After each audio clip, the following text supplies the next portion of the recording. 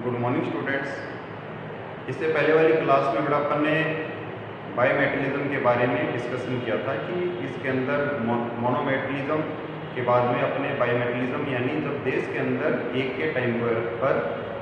दो प्रकार की जो करेंसीज है या दो प्रकार की जो मेटल उसके कॉइन्स है वो इन सर्कुलेशन के अंदर होते हैं, वो बायोमेटलिज्म कहलाते हैं। इनकी जो बड़ा मेन अपने जो फीचर्स है, इसका जो मीनिंग है वो अपने इससे पहले वाली क्लास में डिस्कस किया था। आज इसका अपन ले रहे हैं टाइप्स और फॉर्म्स ऑफ बायोमेटलिज्म,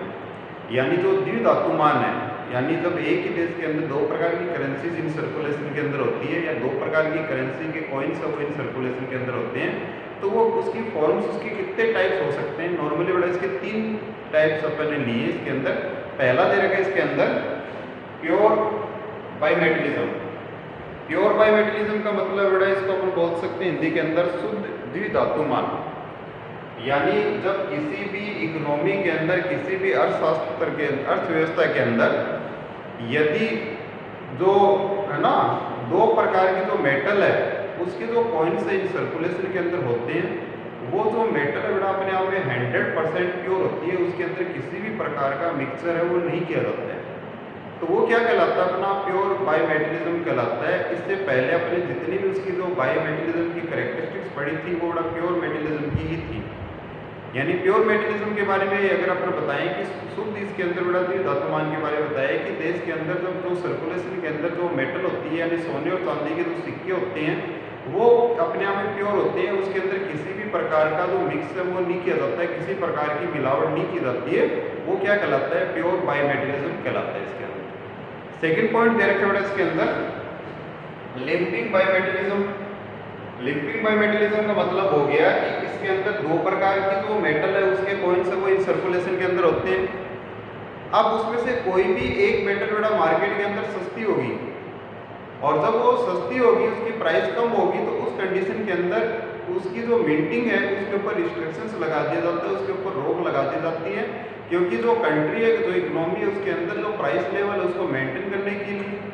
इकोनॉमी है उसकी रेपुटेशन बनाए रखने के लिए इस प्रकार का रिस्ट्रिक्शंस लगाया जाता है, वो क्या कहलाता है लिंपिंग बायोमेटलिज्म कहलाता है। ये बड़ा इसके अंदर जितने भी जो इसकी कैरेक्टरिस्टिक्स है बायोमेटलिज्म की वो सारी इसके अंदर मिलती है अपने को लिंपिंग बायोमेटलिज्म के अंदर, लेकिन एक इसके अंदर जो कैरेक्टरिस्टिक्स है वो अलग कर दी जाती है, जिसके अंदर अपन मिंटिंग है वो फ्री ऑफ चार्ज अपन पढ़ते हैं, लेकिन इसके अंदर जो है ना मेटल है उसका जो प्राइस लेवल है बड़ा वो डाउन हो गया, कम हो गया, तो उसकी जो मिंटिंग है वो उसके ऊपर रोक लगा दी जाती है, रिस्ट्रिक्शंस लगा दिया जाता है, तो वो क्या कहलाता है अपना लिंपिंग बायोमेटलिज्म कहलाता है। लास्ट इसके अंदर आपका पैरेलल बायोमेटलिज्म। पैरेलल बायोमेटलिज्म का मतलब है कि जब किसी भी इकोनॉमी के अंदर द्विधातुमान के अंतर्गत यानी बायोमेटलिज्म के अंदर दो प्रकार की जो मेटल है उसके जो कॉइन्स है वो इन सर्कुलेशन में रहते हैं, लेकिन उनकी जो मिंटिंग है वो फ्री होती है, उसके अंदर अनलिमिटेड लीगल टेंडर होता है, लेकिन उसका जो आपस के अंदर एक अनुपात होता है, एक्सचेंज रेशियो होता है। कल मैंने इसके बारे में बताया था। एक्सचेंज रेशियो का मतलब हो गया कि इनके दोनों धातु के बीच में रिलेशन स्टेब्लिश किया जाता है कि एक सोने के कॉइन के बदले में कितने सिल्वर के कॉइन मिलेंगे, या एक सिल्वर के कॉइन का जो वैल्यू है वो कितने गोल्ड के कॉइन के बराबर होगा। यदि उसकी जो रेट है ना एक्सचेंज रेट है यानी विनिमय दर है, अगर वो मार्केट के द्वारा बड़ा डिटर्मिनेट हो यानी गवर्नमेंट को छोड़कर, तो वो क्या कहलाता है अपना पैरेलल बायोमेटलिज्म कहलाता है इसके अंदर। यानी इसकी जो मेटल है उनकी जो रिलेशनशिप है यानी उसकी जो एक्सचेंज रेट है वो गवर्नमेंट है वो निर्धारित नहीं करती है, बल्कि कौन करता है मार्केट उसको डिटर्मिनेट करता है, तो वो पैरेलल बायोमेटलिज्म कहलाता है। इससे रिलेटेड छोटे क्वेश्चन बन सकते हैं आपके, तो आपको थोड़ा बेसिकली ध्यान होना चाहिए। तो अपना जो इसके अंदर बड़ा मेटलिक स्टैंडर्ड है उसके अंदर अपने मोनोमेटलिज्म, उसके बाद में बायोमेटलिज्म, और उसके बाद में इसके दो टाइप और है वो अपन और देखते हैं, ज़्यादा डीपली नहीं है उसके अंदर, बेसिकली उसको देखना है। तो दो टाइप और कौन कौन से बड़ा इसके अंदर, एक तो इसके अंदर अपना मल्टीमेटलिज्म और उसके बाद में जो नेक्स्ट है वो है अपना मिक्स्ड मेटलिज्म। मल्टीमेटलिज्म यानी बहुधातुमान, इसके अंदर बड़ा मल्टी मेटलिज्म के अंदर जब किसी भी इकोनॉमी के अंदर, जब किसी भी कंट्री के अंदर अनेक प्रकार की जो मेटल है उनके जो पॉइंट्स है वो इन सर्कुलेशन के अंदर होते हैं, वो कहलाता है मल्टी मेटलिज्म। मल्टी मेटलिज्म के अंदर बेटा जो जितनी भी प्रकार की जो मेटल है उनके जो पॉइंट्स हैं वो पॉइंट्स अपने आप में एक स्टैंडर्ड मनी होती है ना, यानी प्रमाणिक मुद्रा होती है। उसकी जो मिंटिंग है वो फ्री ऑफ कॉस्ट होती है इसके अंदर, यानी उन मेटल के इंपोर्ट और एक्सपोर्ट के ऊपर किसी प्रकार का रिस्ट्रिक्शंस नहीं होते, यानी किसी प्रकार की पाबंदी नहीं होती है। ये इसके अंदर बड़ा मल्टी मेटलिज्म की जो है ना कैरेक्टरिस्टिक्स के अंदर तो बता सकते हैं। लेकिन जब इसके अंदर बड़ा ये अपने को है ना किसी भी प्रकार के कंट्री द्वारा आज तक ये लगाया नहीं गया, किसी भी प्रकार की इकोनॉमी के अंदर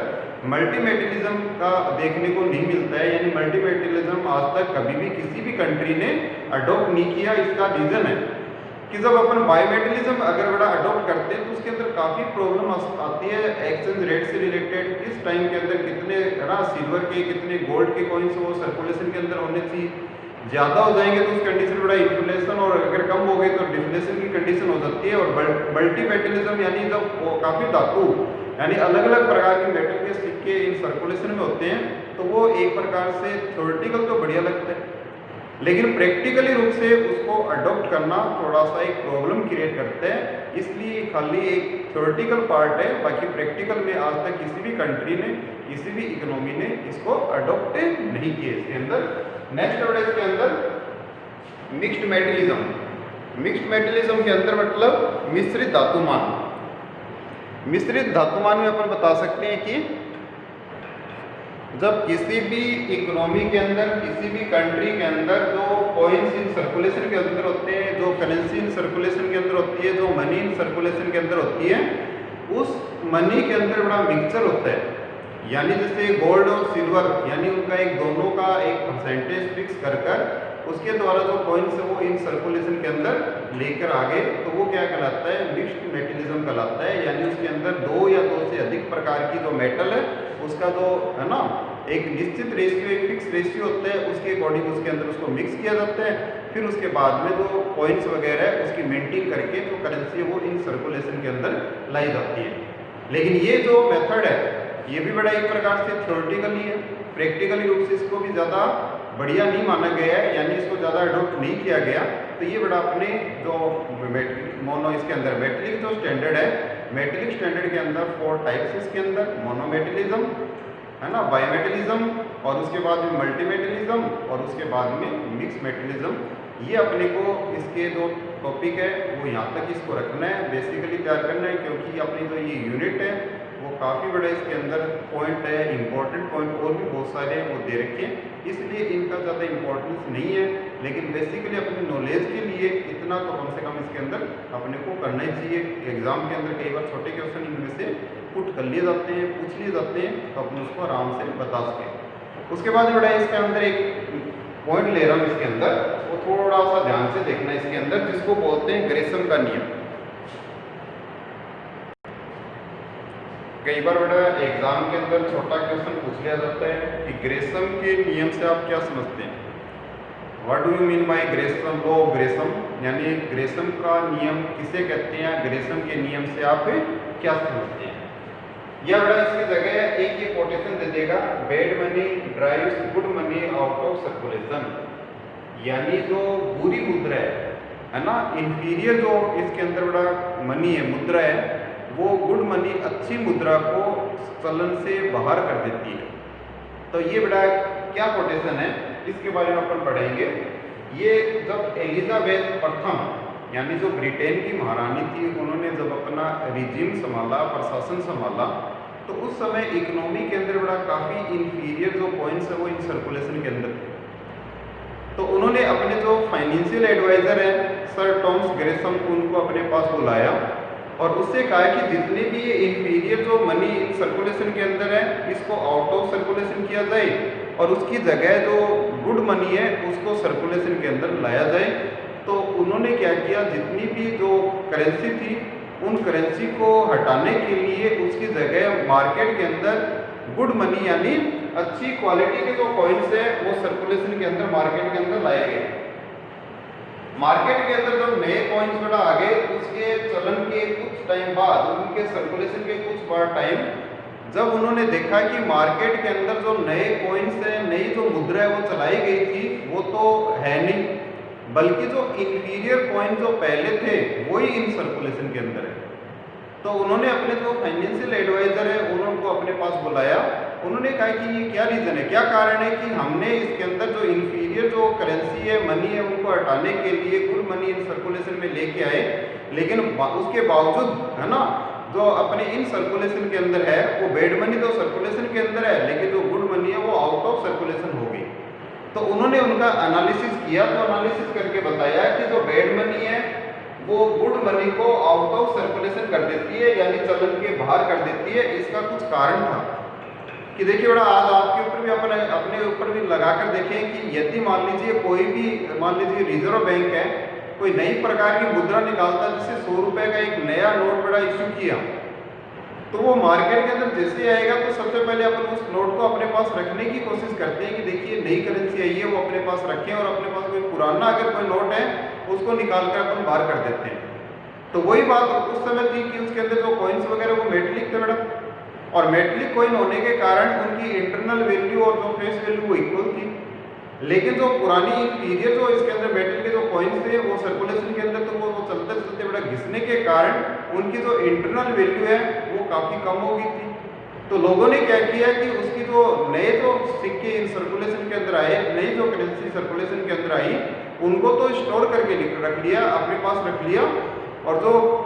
बुरी मुद्रा है, यानी जो उसके अंदर जो इंफीरियर जो इसके अंदर मनी थी, उनको बाहर निकाल दिया उन्होंने। तो मार्केट के अंदर जो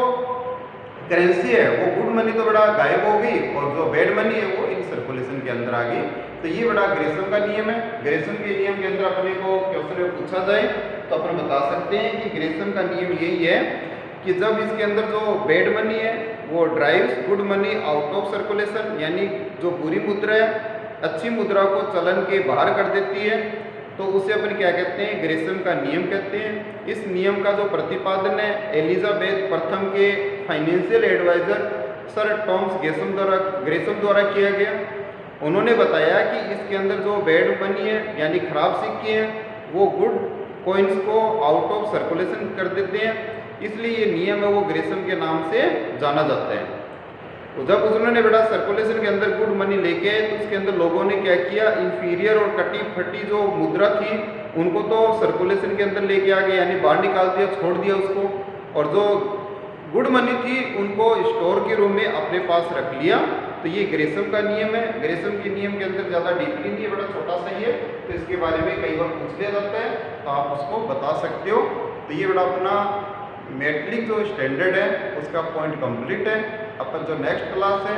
उसके अंदर जो नेक्स्ट इसका स्टैंडर्ड है, पेपर स्टैंडर्ड है, वो अपन स्टार्ट करेंगे, उसके बारे में अपन डिस्कस करेंगे। आज की क्लास में इतनी करते हैं अपन।